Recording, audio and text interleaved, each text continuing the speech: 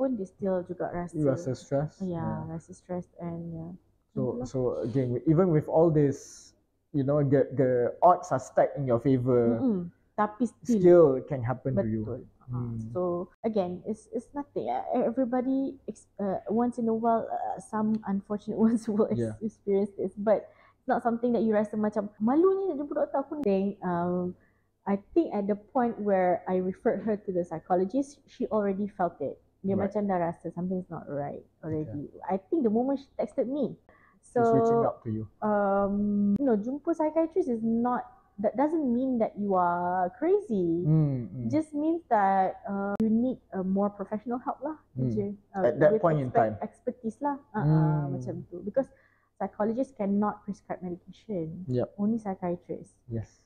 So whenever the psychologist feel like you might need medications would help,